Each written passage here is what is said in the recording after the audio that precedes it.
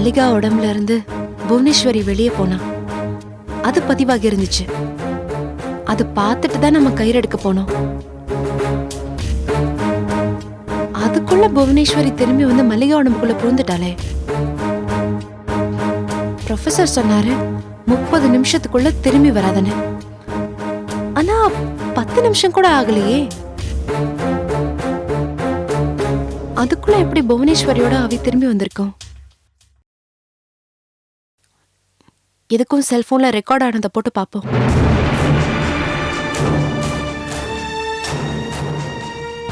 நான், என் அக்கா, அண்ணன், பாரி, விமல் எல்லாருமே ரொம்ப நல்லவங்க. எங்க எல்லாரையும் பிரிச்சு செதறடிக்கிறதுல உனக்கு என்ன சந்தோஷம் கிடைக்க போகுது? புவனேஸ்வரி மறுபடியும் உடம்புல இறங்கி என்னை ஏன் சித்திரவதை பண்ண பாக்குற? எல்லாரும் மல்லிகா ஏன் இப்படி மாறிட்டான்னு புரியாம தவிக்கிறாங்க. என் கூட பிறந்த தாமரக்காவையும் என் கூட வாழ வேண்டிய என் புருஷனையும் என்கிட்ட இருந்து பிரிக்க நினைக்கிறியே. என் குழந்தைய கூட நேசிக்க முடியாத பாவி ஆயிட்டேனே. இதெல்லாம் உனக்கு அநியாயமா தெரியலையா?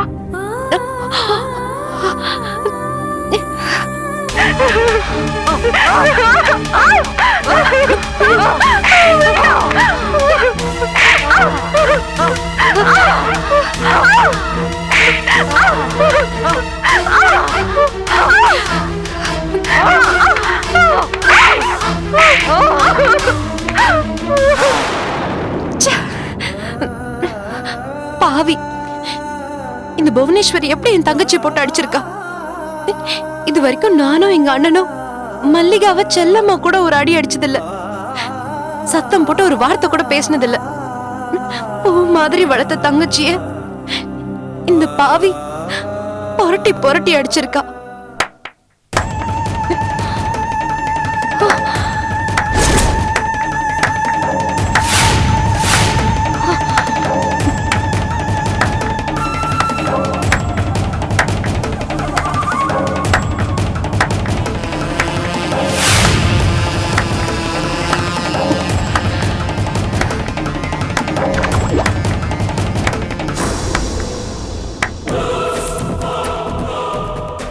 சபாஷ் தாமரை, சபாஷ். போன வருஷம் வரைக்கும் மொபைல் போன்ல ஆன் அண்ட் ஆஃப் தவிர வேற எதுவுமே தெரியாது உனக்கு. ஆஃப்டர் ஆல் ஒரு மெசேஜ் வந்தா இன்பாக்ஸ் போக கூட தெரியாது. ஆனா இப்போ ஆப் கிரியேட் பண்ணி அல்ட்ரா வயலட் கேமராவை மொபைல்ல கனெக்ட் பண்ற அளவுக்கு உனக்கு ஞானம் வளர்ந்திருக்கு. சும்மா சொல்லக்கூடாது தாமரை. நீ டெக்னிக்கலா அட்வான்ஸ் ஆயிட்ட. நான் தான் கொஞ்சம் அசந்துட்டேன். ஏண்டி என் தங்கச்சி மேல கைய வச்ச? நீ மட்டும் பேயா இல்லாம மனுஷி அதை செஞ்சிருந்தா உன்னை நானே அடிச்சு கொன்னு இருப்பேன். இப்ப பேயா இருக்கிறதோட இல்லாம என் தங்கச்சி உடம்புக்குள்ள இருக்கிறதால உன்னை என்னால அடிக்க கூட முடியல. நான் இப்ப உன்னை அடிச்சா என் தங்கச்சிக்கு தான் வலிக்கும். அதனாலதான் நான் உன்னை சும்மா விடுறேன். இல்லைன்னா உன் கைய உடைச்சிருப்பேன். ஏண்டி, என் தங்கச்சி தான் உன்னை கைய எடுத்து கும்பிட்டா அழுதால, என்ன விட்டுரு விட்டுருன்னு கதர்னால, உனக்கு கொஞ்சம் கூட இறக்கம் வரல? உயிரோட இருக்கும் போதுதான் காட்டு மனுஷியா அரக்கியா இருந்த. செத்துமா இறக்கம் இல்லாம இருக்க? ஏய், இந்த டீல் உனக்கும் எனக்கும். நான் உன்னை விரட்டுறேனா இல்ல நீ என்ன கொல்றியாங்கிறது தான். அதை விட்டுட்டு என் தங்கச்சியை ஏண்டி இப்படி டார்ச்சர் பண்ற? எங்க அடிச்சா உனக்கு வலிக்கும்னு எனக்கு தெரியும்டி. அதனாலதான் உன் தங்கச்சி அடிச்சேன். எனக்கும் உனக்குமான யுத்தம் ஆரம்பிச்சாச்சு. இனிமே ரத்த களரிதான்.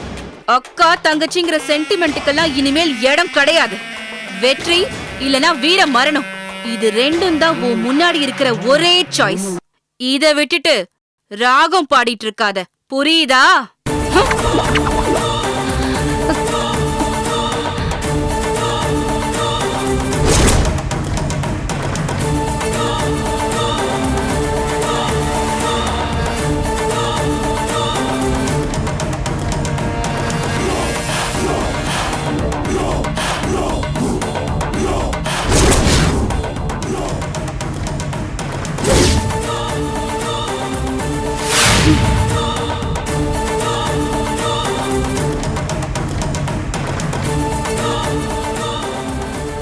இந்தா, நீ என்ன வேவு பார்க்க மறைச்சு வச்ச கேமரா, அத ஒளிச்சு வச்ச பொம்மை.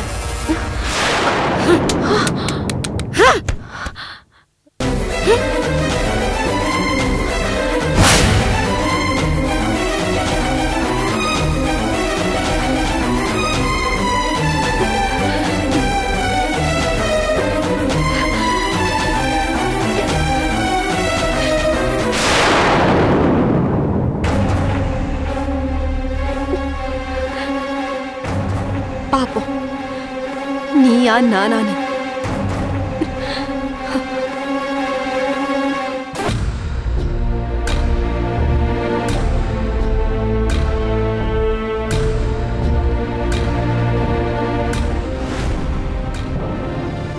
எனக்கு நல்லாவே தெரியும் நான் நல்லவே இல்லைன்னு. என் பொண்ணுகிட்டயே என்னால் உண்மையாக நடந்துக்க முடியலையே. பொய் சொல்லிக்கிட்டு நடிச்சுக்கிட்டு தானே இருக்கேன். ஆனால் ஒன்றுமா, எனக்கு ரொம்ப பெருமையாக இருக்கு. என் பொண்ணு நீ ரொம்ப நல்லவ. அதனால தான் நீ என்கிட்ட வந்து என்ன ஏதுன்னு கேட்காதீங்கப்பா, உங்களுக்கு தெரியாமல் நான் ஒரு தப்பு பண்ணிட்டேன், என்னை மன்னிச்சிருங்கன்னு என்கிட்ட மன்னிப்பு கேட்டேன். எனக்கு எல்லாம் தெரிஞ்சாலும் என் மேலேயே தப்பு இருந்தாலும் என்னால் உன்ன மாதிரி தப்புன்னு ஏற்றுக்கவோ இல்லை மன்னிப்பு கேட்கவோ எனக்கு மனசே வராது.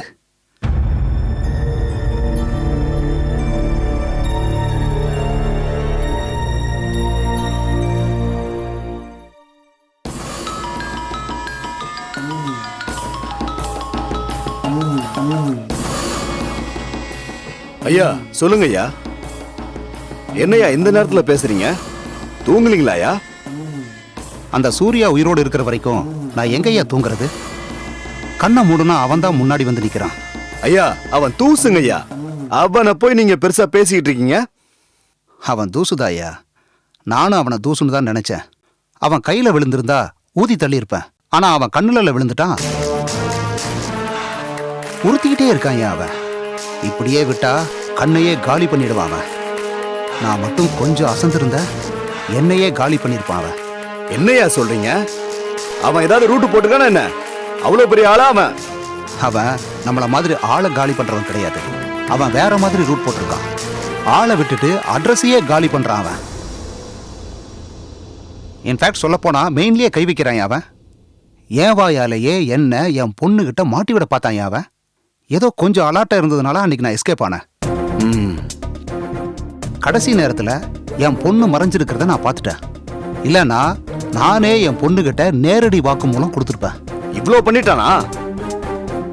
நீங்க தான் என்னமோ குலதெய்வத்துக்கு காவு கொடுக்கற மாதிரி நேரங்காலம் எல்லாம் பாத்துக்கிட்டு இருக்கீங்க. நேரங்காலம் பார்க்கறது அவனை பல்லக்கில் தூக்குறதுக்கு இல்ல, பரலோகம் அனுப்புறதுக்கு. இப்ப எனக்கு என்ன பயன்னா, நான் இதுல சம்பந்தப்பட்டிருக்கேன்னு சுருதிக்கு தெரியக்கூடாது, அவ்வளவுதான்.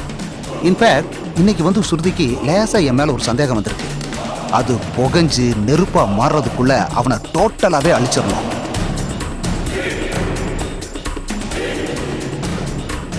ஐயா நீங்க சொன்ன மாதிரியே ஸ்ருதி அம்மாவை அமெரிக்காவுக்கு அனுப்பிடுங்க.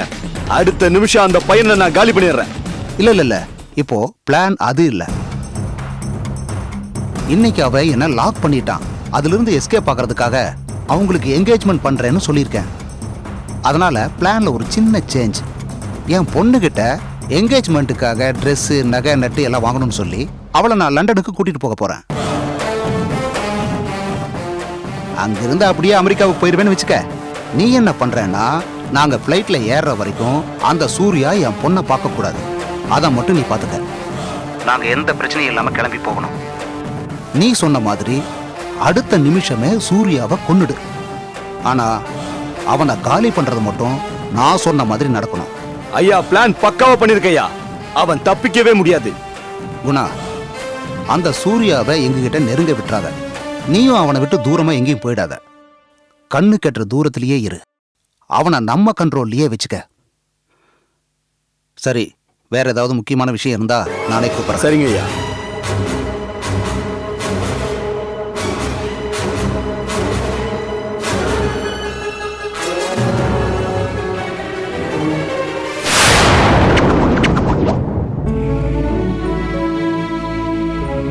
அப்பாவா எப்படி?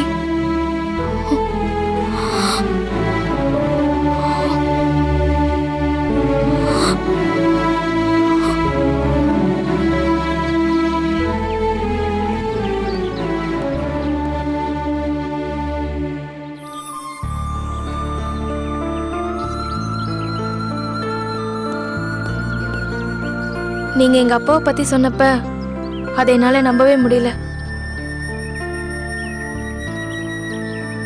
உங்க 2 பேரையும் தப்பா பேசிட்டேன்.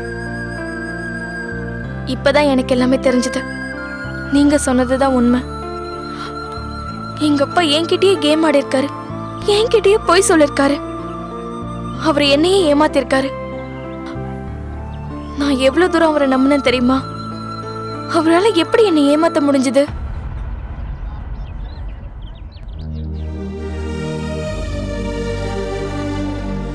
உண்மை தெரியாம நான் உங்களை சாரி சூர்யா.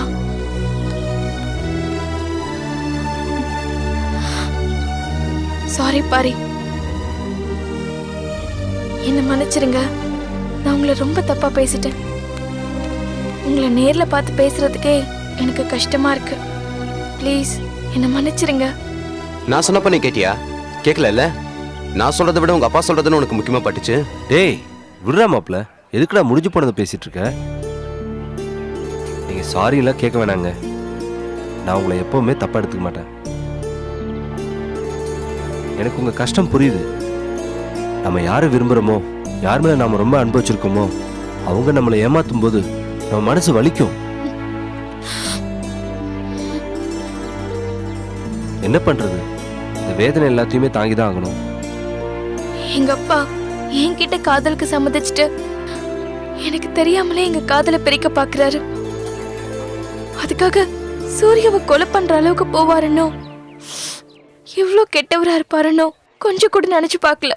இங்க பாருங்க ஸ்ருதி, உங்க அப்பா நல்லவரா கெட்டவராங்கிறது இப்ப நமக்கு முக்கியம் கிடையாது. அவருக்கு சூர்யா மாப்பிள்ளையா வர்றது பிடிக்கல. அவர் முந்திக்கிறதுக்கு முன்னாடி நாம முந்திக்கணும். எவ்வளவு சீக்கிரம் முடியுமோ அவ்வளவு சீக்கிரம் உங்க கல்யாணத்தை முடிச்சிருது நல்லது. உங்க கல்யாணம் முடிஞ்சிட்டா அதுக்கப்புறம் உங்க அப்பாவை சமாளிச்சிடலாம். என்ன சொல்றீங்க?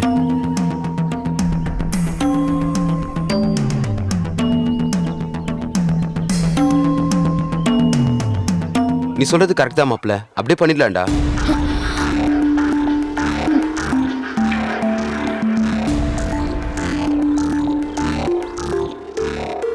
ஸ்ருதி, உங்களுக்கு இந்த பிளான்ல விருப்பம் இல்லையா? ஏன் இப்படி அமைதியா இருக்கீங்க? ஸ்ருதி ஓகேன்னு சொல்லு. எதுக்கு அமைதியா இருக்க?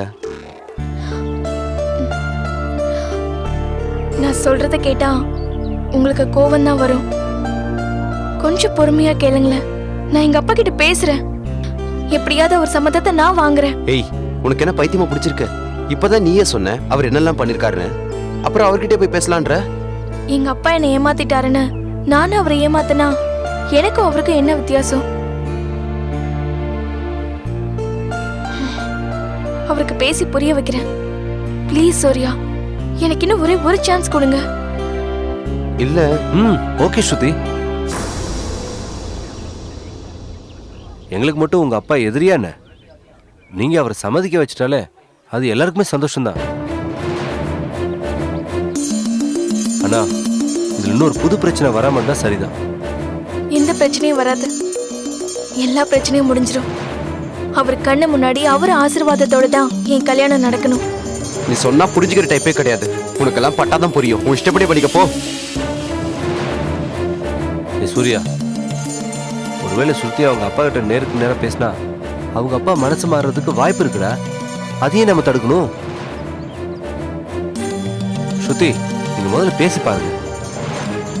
என்ன சொல்றாருன்னு பார்ப்போம். அதுக்கப்புறம் நம்ம என்ன சிலிண்டரை பத்தி முடிவு பண்ணுவோம். தேங்க்ஸ், ரொம்ப தேங்க்ஸ். நீங்க கொஞ்சம் வெயிட் பண்ணுங்க. கூடிய சீக்கிரமே நல்ல முடிவோட வரேன். பாய் சூர்யா, வரேன் பாரு.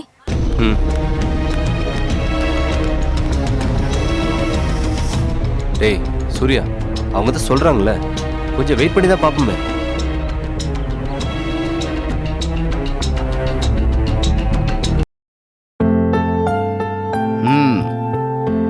என்னம்மா இன்னைக்கு டின்னர்லாம் ரொம்ப ஸ்பெஷலா இருக்கு. டெசர்ட்டு, கான்டினென்டல் ஃபுட்டு, ஐஸ்கிரீம்னு பிரமாதப்படுத்திட்ட நீ. என்ன விஷயம்? என்னமோ சொல்லணும்னு நினைக்கிற, சொல்ல. அப்போ நான் ஐஸ்கிரீம் கொடுத்து ஐஸ் வைக்கிறேங்கிறீங்களா? நான் உங்களுக்கு டின்னர் ரெடி பண்ண கூடாதா? போங்கப்பா. வர வர நீங்க எல்லாத்தையும் தப்பாவே பார்த்துட்டு இருக்கீங்க.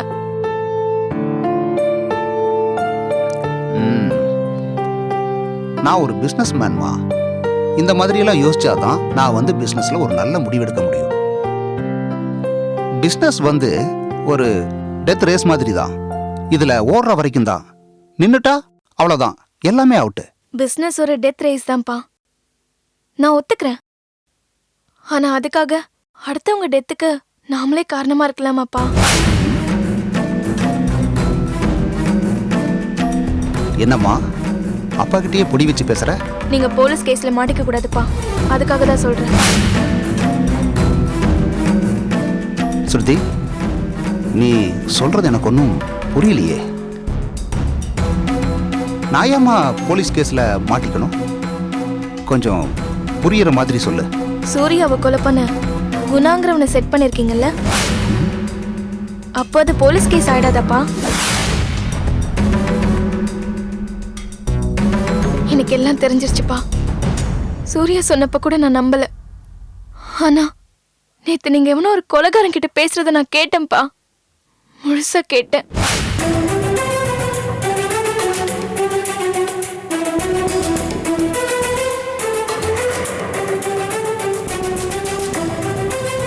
ஏன்பா இப்படி பண்ணீங்க? எதுக்காக என்ன நம்ப வச்சு ஏமாத்துனீங்க? நீங்களே தானே கேட்டீங்க லவ் பண்றியான்னு. நீங்களே தானே கல்யாணம் பண்ணி வைக்கிறேன், என்கேஜ்மெண்ட் பண்ணி வைக்கிறேன்னு சொன்னீங்க. என் அப்பா என் மேல வச்சிருந்த பாசம்லாம் பொய்யாப்பா? என் அப்பா தப்பானவரா? என் அப்பா கெட்டவரா? சொல்லுங்கப்பா.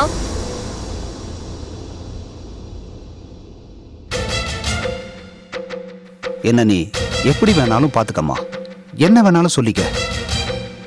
ஆனா நான் உன் மேல வச்சிருக்கிற அன்பை மட்டும் பொய்ன்னு சொல்லிடாத. நீ சொன்னது எல்லாமே உண்மை. எனக்கு சூர்யாவை பிடிக்கலம்மா.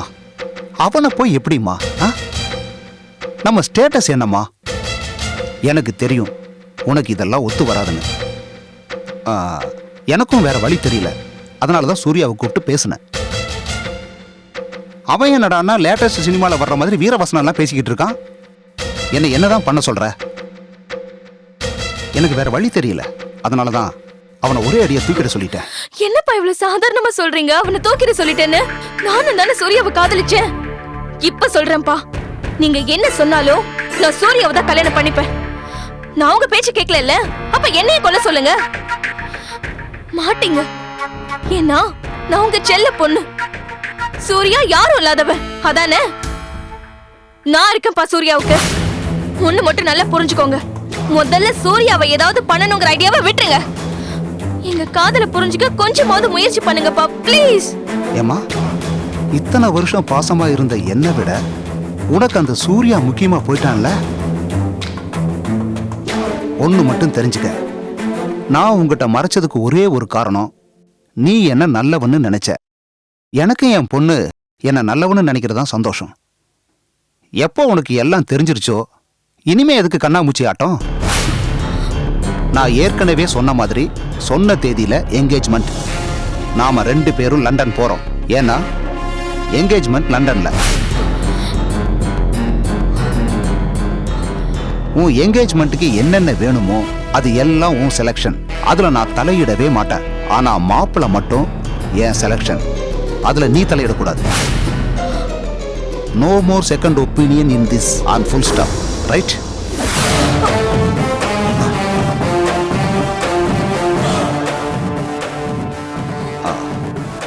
By the by, dinner was excellent.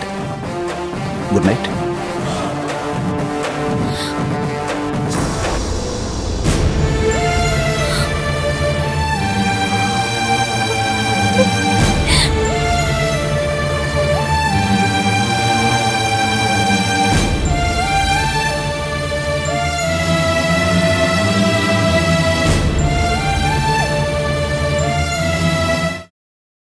என்னாச்சுங்க? ஏன் ஒரு மாதிரி பதட்டமா இருக்கீங்க? ஏதாவது பிரச்சனையா? சூர்யா ஸ்ருதி மேட்டர் தான். நாளைக்கு விஷுவல் சார் வீட்டுக்கு போய் ஸ்ருதியை நான் பார்க்கணும்.